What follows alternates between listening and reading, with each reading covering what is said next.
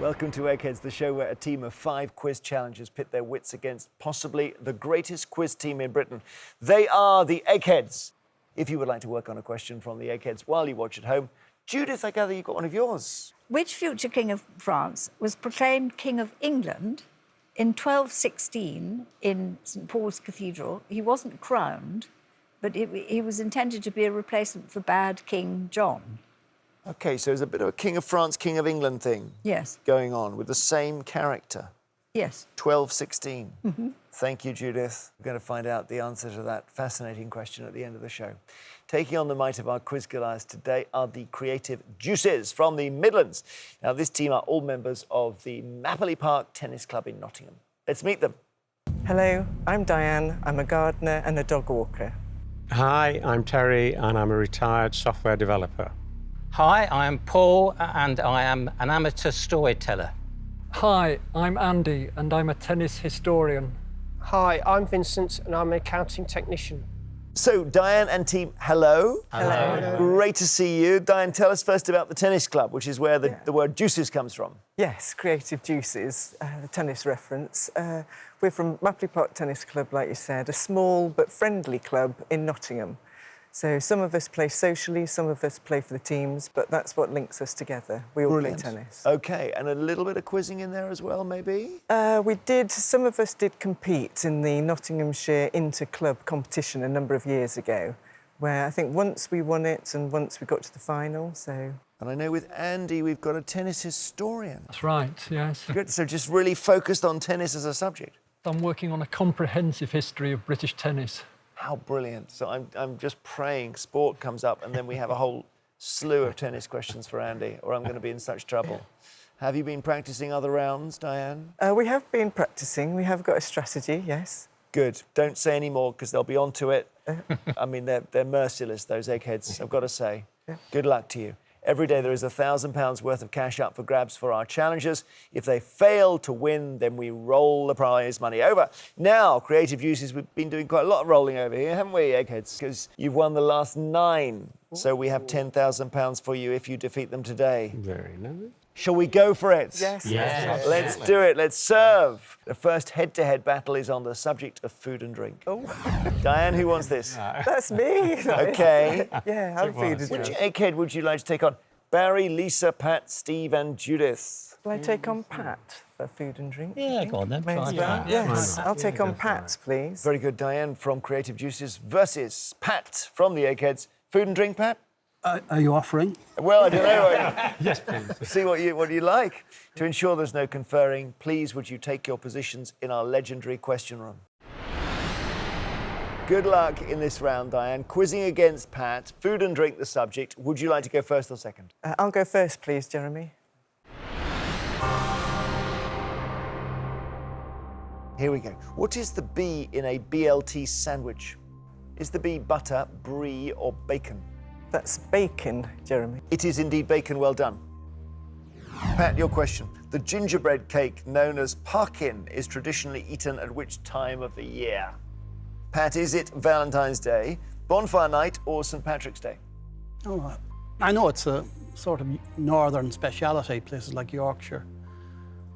I didn't know it was particularly tied to a time of year. St Patrick's Day, I'm not quite sure that they would be particularly excited in Yorkshire about St Patrick's Day. And Valentine's Day as well. Well, it's got ginger in it. It's quite warming, quite hearty sort of cake. So maybe it would be suited to the time of the year when we have bonfire night. Bonfire night. Bonfire Night is right. Well done. Diane, back to you. Second question.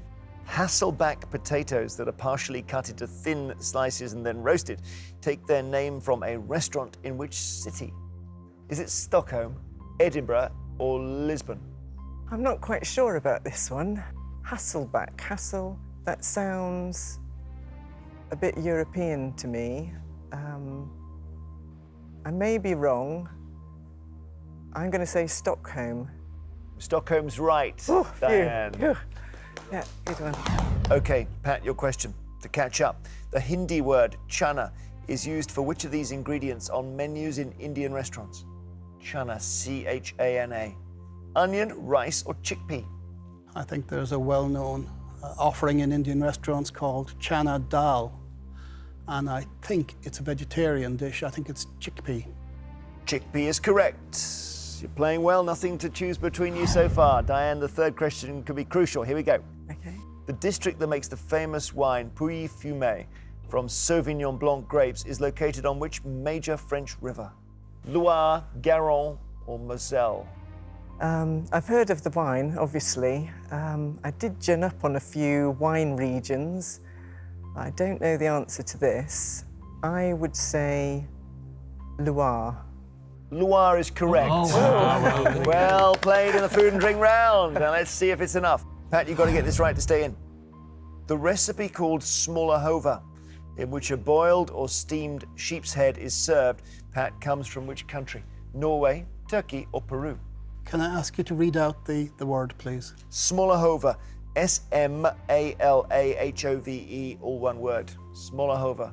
Well, several of the most upsetting dishes in the world come from northern latitudes. It almost seems to be a mark of nationality that the Swedes, the Norwegians, the Icelanders, they have some very, very tough things on their menus. You know, Turkey, it could certainly be possible that there would be, they'd be boiling sheep's heads in Turkey. But the name does sound quite Scandinavian, so I think I'll go with Norway. The answer is Norway. Pat, well done. 3 out of 3 for you both. Hard fighting going on here. Okay, food and drink the round. We go to sudden death. It gets a bit harder now, Diane, because I don't give you options. Okay. The Italian dumplings called nudi or malfatti have a filling of spinach and which type of cheese? Well, I want to say feta. That isn't an Italian cheese, but I want to say that, so I will say feta cheese. No, it's ricotta. Spinach and ricotta cheese. So Pat can take it with this. Which Mexican speciality has a name derived from the word for little donkey?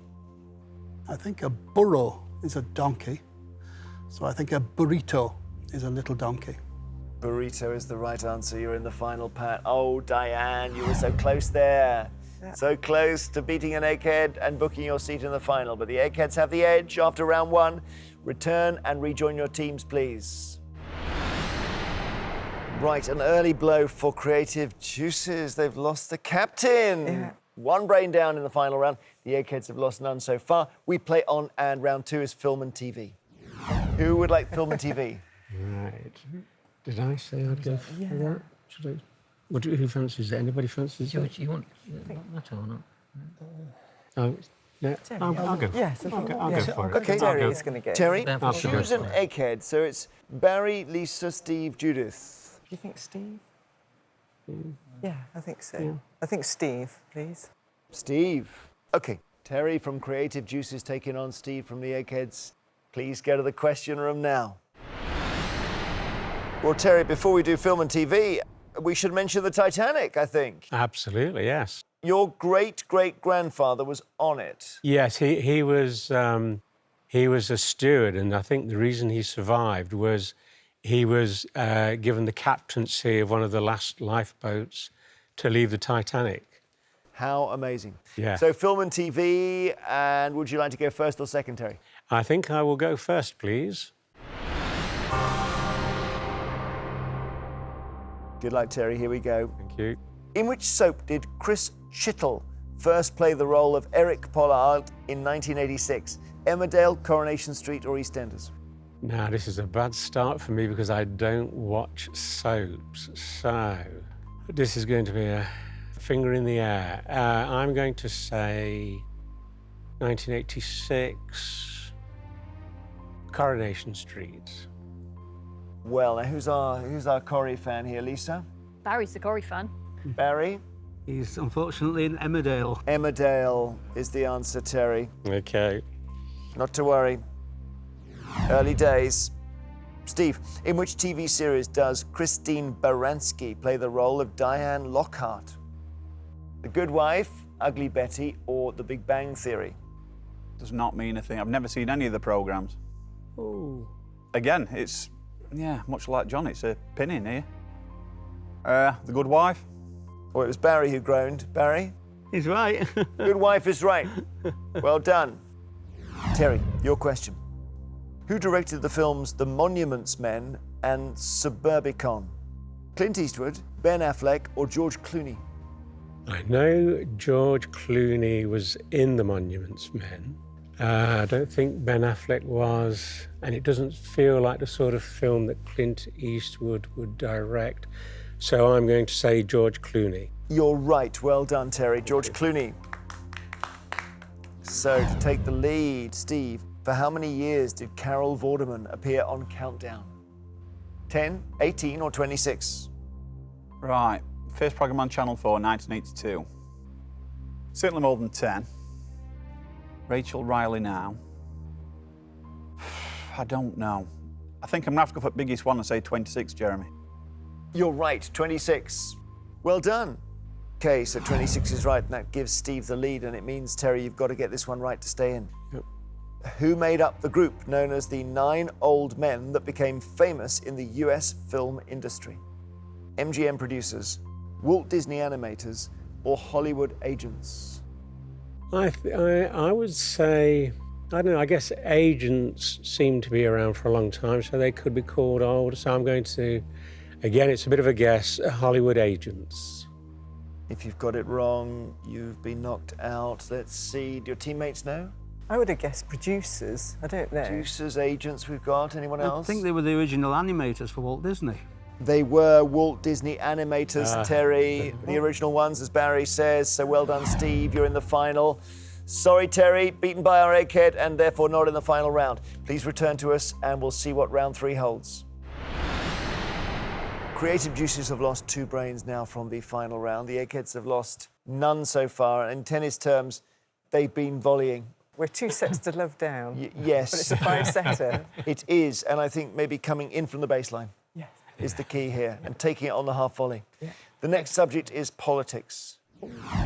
Who's going to send this down the tram lines? Yeah, I didn't mind politics, but... You can't do it, though. Oh, no, You can't do it, you've no. already had a guess. I'll take it. Yeah. Paul's Okay, politics. Paul, very good. Against Barry, Lisa, or Judith? Lisa. I'll take Lisa on in the red dress. Okay, Lisa in the Was red that dress. your idea, Andy? I was just starting to like it. Paul from Creative Deuces will play Lisa from the Eggheads on politics. Please take your positions. Paul, you're a storyteller. Yes, that's true, yes. And that's a job, a vacation, or how does it work? A hobby or what? It's a hobby, yes. There are lots of storytelling clubs all over the country. They're mainly held in pubs, and it's for adults, and it's a bit like a comedy club, but perhaps the audiences are a bit kinder than a comedy club. Well, I hope there's a story for you here. You're up against Lisa on politics. Would you like to go first or second? I'll go first, please.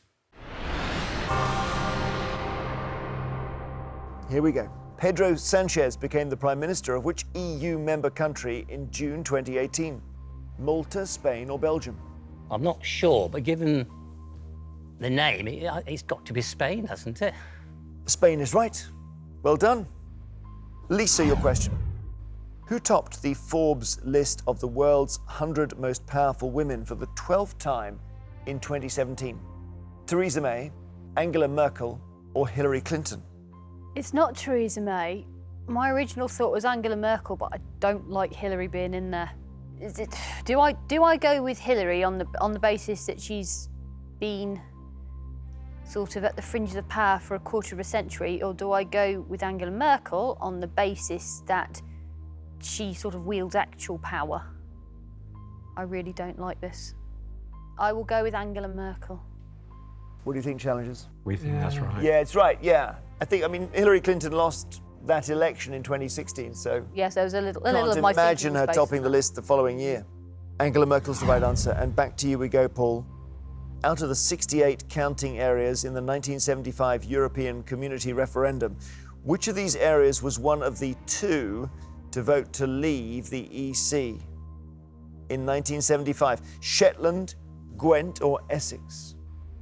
I'm not sure, but Shetland is an island and quite independent, so could go against the flow. So I'm going to go for Shetland. Shetland is a great question. 2 areas. Do you know, Eggheads? I think he may be right on Yeah, that. Shetland is one. So well done. Western Isles happens to be the other. So the logic was impeccable there. Well done, Paul. 2 out of 2. Lisa, back to you. A 40-metre high monument to the Prime Minister Earl Grey stands in the centre of which city? Bristol, York, or Newcastle upon Tyne? I think he was Earl of one of those. It's not York. I'm not sure. I'll say Bristol. Newcastle upon Tyne. Yes. At least it wasn't York. Right, so you can take it with this, Paul. Your third question. Which Prime Minister reportedly took up eating 9 bananas a day in an effort to stop eating chocolate bars? Margaret Thatcher, Gordon Brown, or David Cameron? I don't think it'll be Margaret Thatcher. I don't think she's that frivolous, or she might surprise me. I've not heard the story before. I'm going to go for David Cameron. No, you're wrong. It's Gordon Brown. You nearly got there.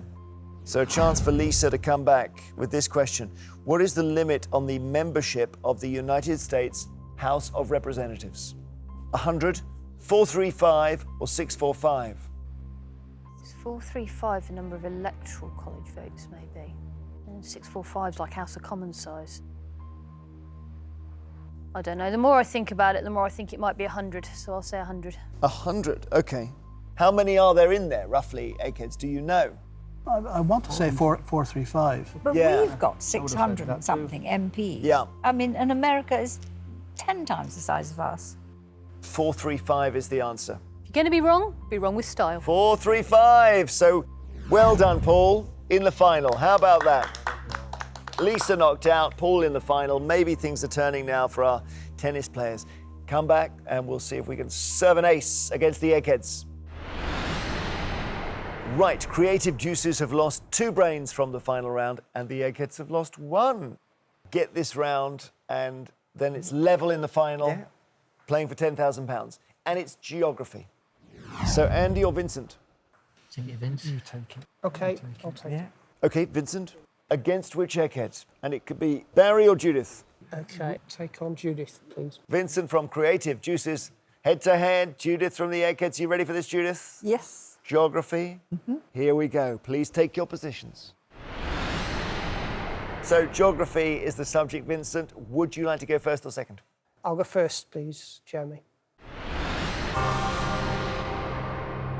Okay, exciting round. See if you can get through to the final, level it up. Vincent, here's your question. Good luck. Which country has Dutch, French, and German as its official languages? Belgium, Denmark, or the Netherlands? Right, Belgium certainly has French and Dutch, I think. I'm not absolutely certain. I'm going to go for Belgium. What do we think, team? Yeah, that's a good answer. You're right. Well done. Bit of a mishmash in Belgium, isn't there? A lot of bureaucrats and all that. Is that right? Well, there are loads of bureaucrats in Brussels, but the country is rather strange in that the Dutch-speaking northern half is quite distant in spirit from the French-speaking southern half. It's almost like it's 2 countries pushed together. And they got German there as well? On the east. Yeah. Okay, Judith, your question. Montserrat is an overseas territory of which country? France, Spain, or the UK? I think that's the UK. It is the UK. Well done. Vincent, Beacon Hill, the highest point in Norfolk, is how many metres above sea level? 10.3, 103, or 1,030? Metres. How many metres? Norfolk's pretty flat, so I can't see it being 1,030. 10.3 seems very low. I'm going to go down the middle. I think 103. I love the way you play. Very methodical, Vincent. You're right again. Well done. 103. Good work, Vincent. Okay, I just feel like you're just going to be outdone by the sheer scrupulous march of Vincent here, Judith. I know, he's very cool. He's very cool under pressure. Here's your question. Laos is bordered by Thailand, Cambodia, Burma, Vietnam, and which other country? India, China, or Japan? I think it's China. China's right. You're playing much more instinctively today. Okay, so Vincent, get this right. Put some pressure on our Egghead. Maybe level it up in the final. Cleveleys is a coastal town on which body of water? Irish Sea, North Sea, or English Channel? Could you spell it, please, Jeremy? Cleveeleys. Right, I've made a decision, right or wrong. I'm going to go for the English Channel. English Channel. So where are you thinking Cleveleys is, roughly? I don't know. Maybe it's in Dorset, Sussex, Okay. somewhere like that. Gotcha. Andy, help us. Do you know Cleveleys? Yeah, I think it's the Irish Sea. Irish Sea is the answer, Vincent. Sorry. 2 out of 3, though. You could still win through, but Judith needs to trip up on her third question. Mount Korab, Korab, at 2,764 meters high, is the highest point of which of these countries? Belarus, Hungary, or Albania? Korab. Correct. I really don't know. Korab, what does it sound like? I think it's either Hungary or Albania. I'm going to say Albania. Eggheads, is she right? Yes. Yes, you're right. Albania, 3 out of 3. Sorry, Vincent, knocked out. With Albania, Judith through to the final. Return to us and we will play that final round for £10,000. So this is what we've been playing towards. It's time for our final round, which, as always, is general knowledge. But I'm afraid those of you who lost your head-to-heads aren't going to be in this round. So Diane, Terry and Vincent from Creative Deuces, and also Lisa from the Eggheads, would you please now leave the studio? Paul and Andy, you are playing to win Creative Deuces £10,000. Big jackpot today. And here you are, Barry, Pat, Steve, Judith, just playing to keep the money and defend the Eggheads' reputation. As usual, I will ask each team 3 questions in turn. They're all going to be general knowledge questions, gents, and you can confer. Okay, so the really big question here is, can you, with your 2 brains, knock out these 4? Just serve down the middle, right on the line. Good luck, both of you. Andy, do you want to go first or second? We'll stick with first. Okay, here we go. All the best. Which female singer was a founder member and lead vocalist of the Scottish band Texas? Was it Charlene Spiteri, Chrissie Hynde, or Annie Lennox? It's Charlotte Spiteri. Is it? Sure. Yeah. We'll go for Charlene Spiteri. Charlene Spiteri is quite right. Well done. First point to you. Eggheads. Which of these dog breeds is nicknamed the Grey Ghost? Pomeranian, Doberman, or Weimaraner? Weimaraner. Weimaraner? Definitely. And with I being informed by the other members of my team that the answer is Weimaraner. Weimaraner is quite right. So, 1-1. In 1511, which monarch launched the Great Michael, said to be the largest ship afloat in Europe at around 1,000 tons? Louis XII of France, James IV of Scotland, or Henry VIII of England? Doesn't sound French, does it? Given that England's in sort of statistically bigger, and so if you don't know the answer, you go for it. Well, I associate the Mary Rose with Right. Henry VIII, you know. Well, I'd go for the bigger country, but I mean, there's no other logic. But I mean, you think Mary Rose rather than. We've no idea.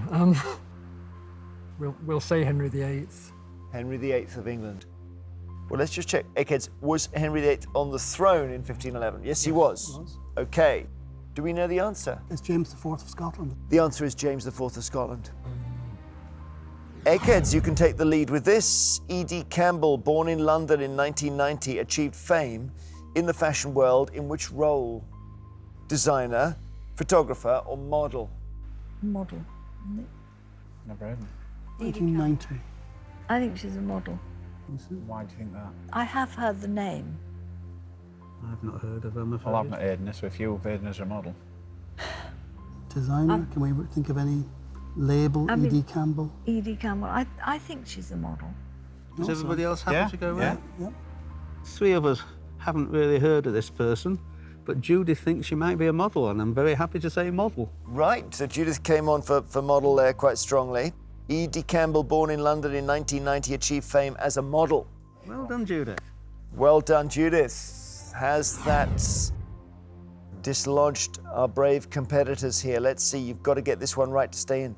The character Frank Couldhaim appears in which novel? Trainspotting, Money, or The Wasp Factory? Not heard of Money, have you? Yes, Martin Amis. I've read it. And I don't. you rule that one out then? Yes. I've not heard of The Wasp Don't- Factory. Yeah, that's Ian Banks. Ian Banks. I've read Money and the Wasp Factory, and I don't recall the name, so I would say Train Spotting. Should we? Yeah, we're I'll have to go for Train Spotting. Okay. The answer is The Wasp Factory. Oh, challengers, I'm sorry. We have to say congratulations, Eggheads. You have won.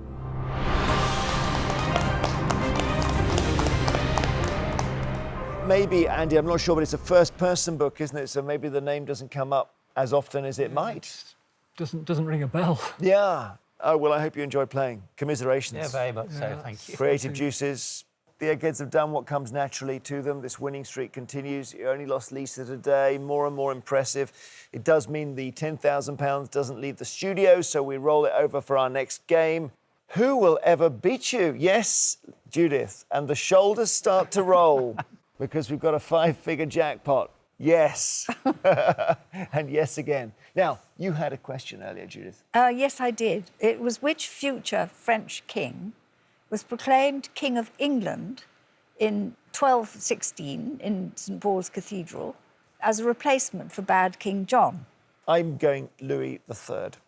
Well, it is a Louis, but it usually is with French kings, isn't it? Yes. It's Louis VIII. Wow, I was only 5 out. OK, and a bit of backstory there?